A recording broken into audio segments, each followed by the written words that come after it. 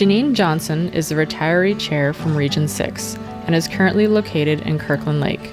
She worked for different ministries, including the Ministry of Natural Resources and the Ministry of Community and Social Services, for over 30 years. She is still very active within OPSEU and her community. She recently received an honorary lifetime membership award from OPSEU. Janine is a very kind-hearted and dependable person, and I'm happy to call her my friend. Well, thanks for making the drive up for us. The young workers really appreciate it, and we're hoping that maybe you could tell us a little bit about your first job. To start, my first job was I went in the Army. I was in the Army, the Air Force, for just did the 3 years, and then I came out there. And then I went on to the bank. I was a teller at the bank. And then I went to work for a doctor, Dr. Klingbeck, for a while. And then there was an opening at the Ranger office in Madison.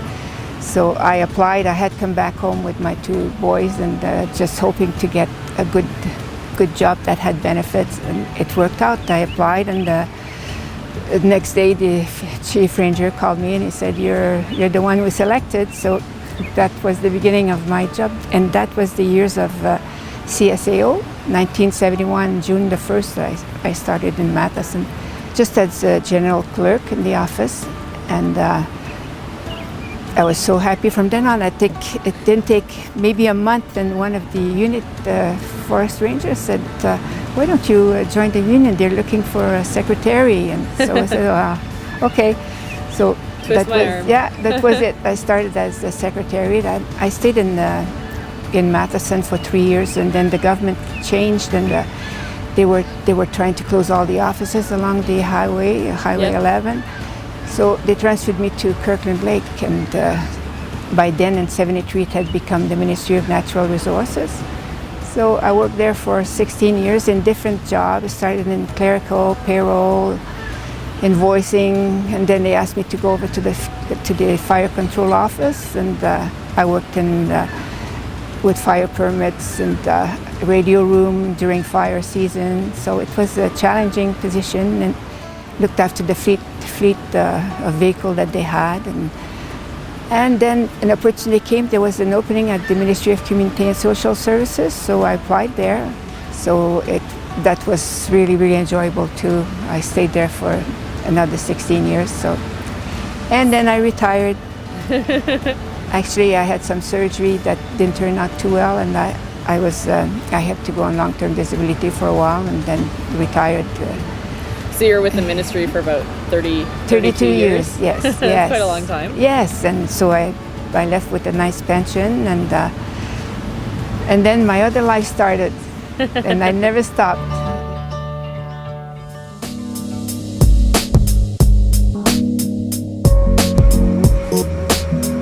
Brian Sharp has been with the OPS for about 22 years, who is officially retired back in 2009 from the Ministry of Agriculture and Food at Ridgetown College. Brian's favorite food is ice cream, his favorite drink is coffee, and also his favorite sport is baseball with those big bad Toronto Blue Jays.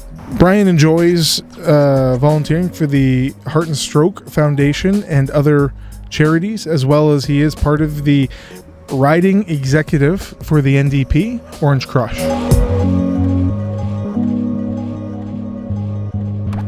So Brian, please, since retirement, what's been different about life? There's a lot more freedom.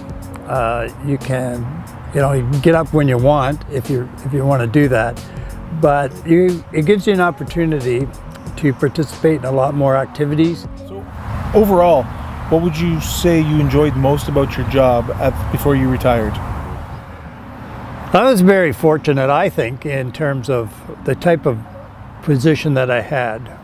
First of all, it's not the same job every single day. The good thing about working for the Ridgetown College with the Ministry of Agriculture and Food is that the job itself was different. Right. In the spring, you'd be seeding. In the summer, you would be doing hay and straw and so on. In the fall, you'd be harvesting for feed. And in the wintertime, you would be doing a lot of repairs, snow plowing of the college grounds and so on. So there was always something different. It was not boring. And they were also very, very good about my union activities in terms of not questioning the time off and all of the rest of the things. I had a very good relationship with management there.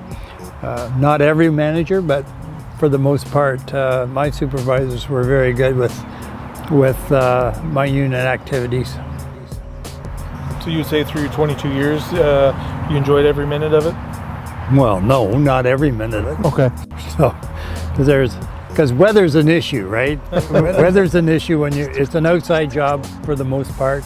So, you do run into those kinds of issues. But in terms of the working conditions and the type of work that I did, I grew up on a farm, so I found it very, very enjoyable to work with animals and work with the soil and so on. So being very passionate about what you do is always a key thing, because you get to excel and you know that you put your heart and soul into it. So thank you for that.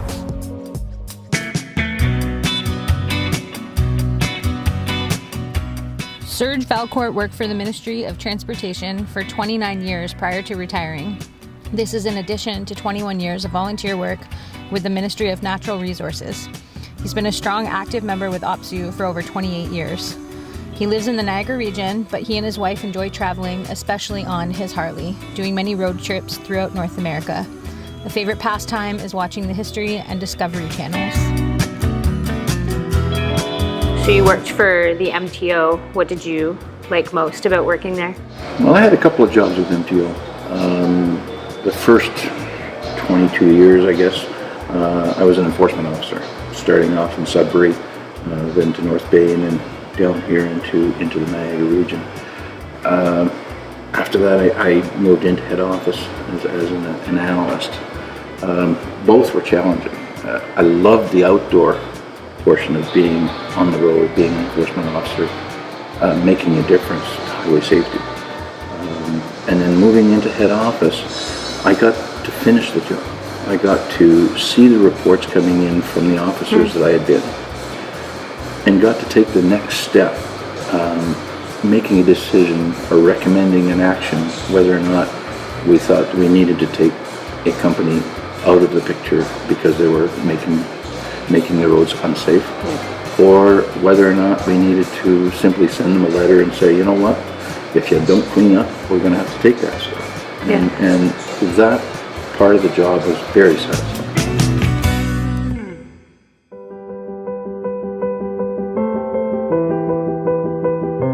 Bob Cook started his career in 1975 at Prince Edward Heights when he became a steward. He later went on to take part in the 1996 OPSEU strike.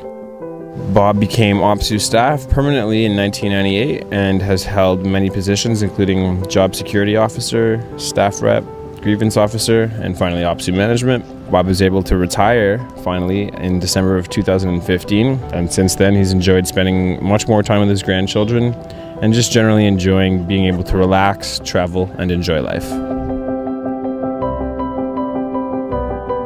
So we're standing here with beautiful Parliament Hill as our backdrop.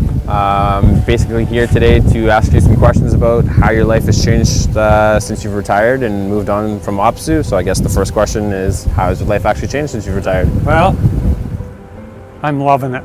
I really am. And it was, I'm glad we worked so hard to get our pensions and that, because without that I'd still be working until I'm 90. I know it. I think one of the really different aspects of my life, I'm not getting up at 5 in the morning and jumping in the car to drive somewhere to do a job or whatever. I'm lucky if I get up by 9:30 now. And when you were still a member, still with OPSEU, what would you say was the most exciting part of the job, or what did you enjoy the most? I was a developmental service worker, and it was back in the mid-70s. So we were in the process of changing from the Ministry of Health rules to the Ministry of Community and Social Services. So it was staff brought in from all over North America. It was really exciting, really innovative.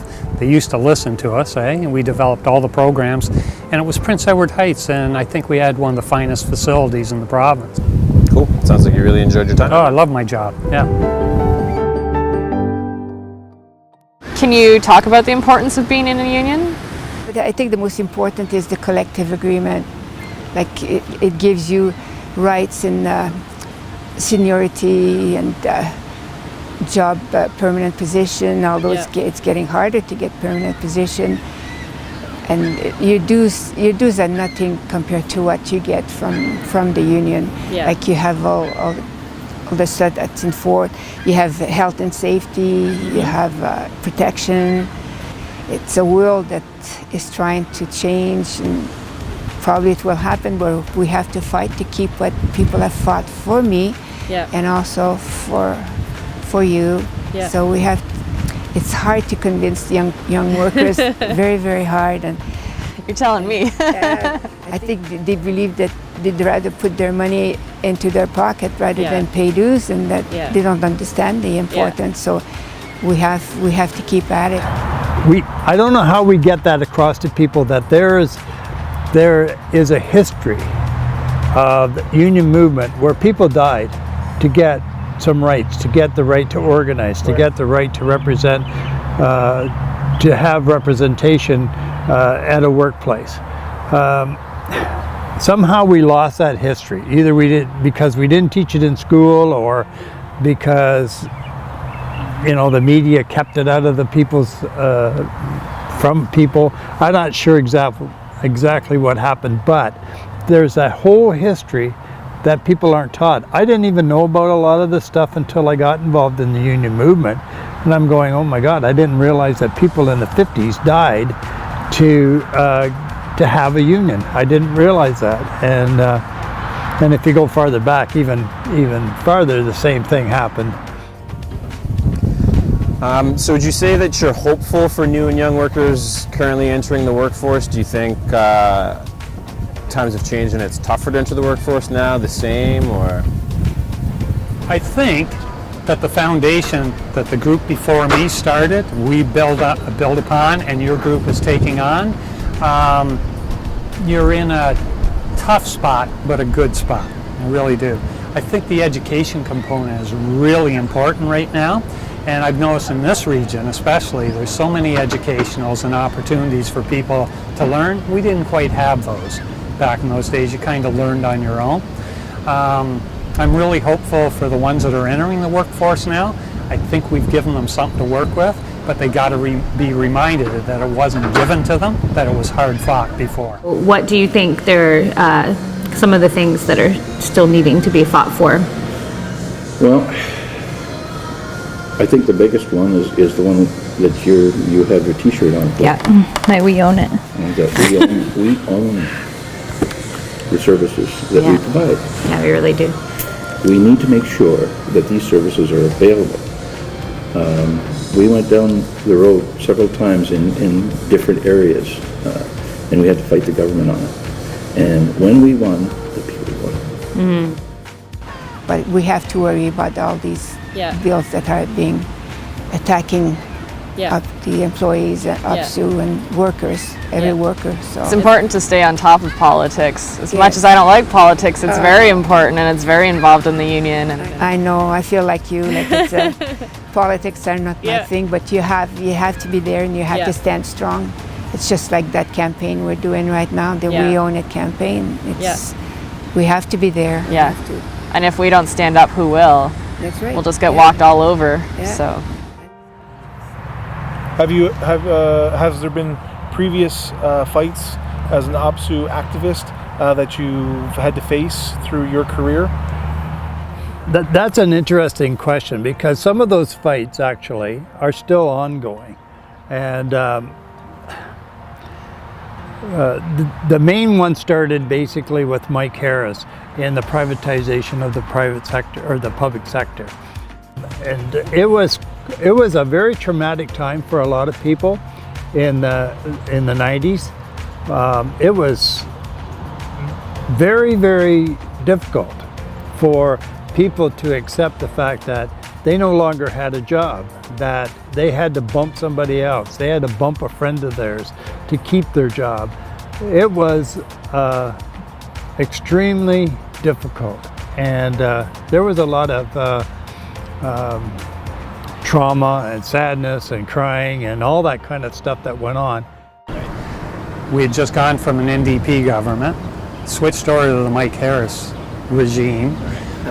He started slashing and cutting everything. He was going to lay off. His initial plan was 18,000 civil servants. He far exceeded that. But he wanted to scrap our pension rules and all those things that we'd fought so hard to get. So the strike was 5 weeks long, it was 5 weeks cold, and it was 5 weeks worth it. It absolutely was. If you don't remember history, you're doomed to repeat it. Well, you'll look at our country and the United States and so on when you had the Depression and the figures that happened during that time. That could be happening again. Yeah. And we've got to fight that. Yeah. When we get complacent and stop fighting as we let our guard down and everything You give gets worse. somebody else the way of Passive, just getting least whatever resistance. they want. Yeah. So do you think that young workers are better off today, or do you think they were better off in the past? I think they were better off in the past. That I see there's still opportunities, but they're so rare now. They have to. I've seen so many kids having to go to Walmart to get a job. Yeah. There's no good job for the younger ones, like the ones that are still going at school. Yeah. And then when they graduate, it's so often that they don't find a job in the field that they've chosen to graduate in. So eventually they might, but it's not, the opportunities are gone. It's almost like you have to move where there's an opening. You don't stay that often in your hometown anymore. Yeah. And what happens is they go south and we don't see them till they get older and come back home. Yeah. I think it's absolutely essential that people fight now and fight harder than we did back then. If you just look at what we have south of the border right now in Trump, he's going to strip all labor rights. In England, they just had an election. The Conservative Party, thank God, lost their majority, and the Labour Party's coming in and offering some reforms. In Canada, it's sneaking in. During the years of Harper, we've seen collective agreements busted, we've seen strikes busted, we've seen all that type of stuff. We've got a Liberal in there now, and I'm not a Liberal, but has made promises, and we'll make them keep them. You're going to make them keep them. And it's just absolutely essential that we maintain those fights and step up the tempo before we lose it. Pensions, health and safety, all the same things I talked about that we fought for are all in jeopardy now. So advice would just keep pushing forward and Make sure that there's a way be inclusive. to grab the interest Yeah. and then follow through with that. Yeah. Mentor. Yeah, plus you've got to look after me. Yes. We'll try. We're retiring. So the retirees, we have to have your support at negotiations to make sure that we can continue to enjoy the amount of time we have. Yeah, for sure. So what would you say would be some final words of advice and words of wisdom as a retiree that you would like us youth to know and you would like us to hear from a retiree who's been through this, and for us youth moving forward? What would you suggest would be the key words of wisdom, being someone who has gone through this from start to finish? The one thing that I know or have noticed about young people is they have a lot more courage than we did when we came out of school. They stand up for themselves. They know what the risks are. They have a lot of courage because in a lot of cases, they don't put up with a lot. And I really admire their courage.